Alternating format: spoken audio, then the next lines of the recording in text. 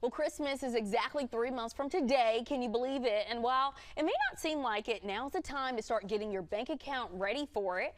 So we're happy to welcome back Kristen Afe-Lumo with HerPlanning to talk about some of the things you can keep in mind. Great to have you as always to give us that great advice to save us a little money. Yeah, happy to be here. So let's start with Christmas shopping. What is your advice for people?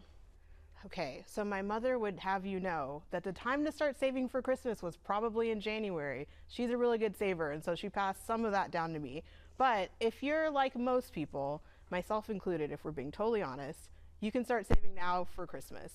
And so if you have a W-2 job where you get a paycheck every month, most of the time you can reach out to your HR department and say, hey, can you redirect $200 of all my next paychecks or $250 into a separate savings account? And you can use that savings account as a sinking fund to take care of future Christmas shopping or other big purchases that you have coming down the line. That's smart. You got to be strategic for something like this. And speaking of big purchases, obviously they can cost people a lot, especially if you have kids.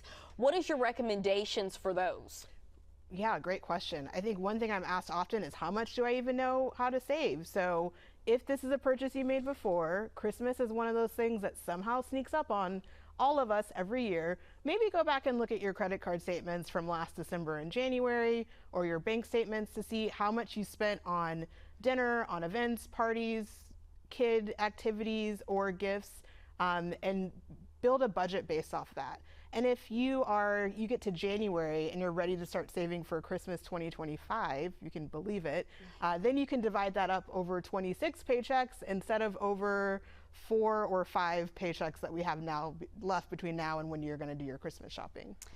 And speaking of inflation, talk about how big of a role that plays in, holiday shopping. How much more do you estimate people will expect to spend? So I won't know how much people should expect to spend at Christmas, but I can tell you this. On average, inflation's about 3% every year.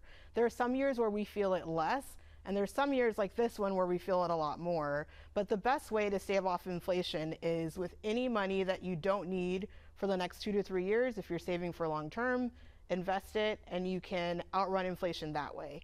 These days, if you're saving for something maybe a year or two out, interest rates are still good enough that you should consider putting your money in a high yield savings account. Get 2 or 3% on your money, and that'll kind of keep up with inflation. So that's maybe one way to think about it. Great advice as always. Thank you, Kristen Afe-Lumo, for joining us. Of course. The holidays will be here soon.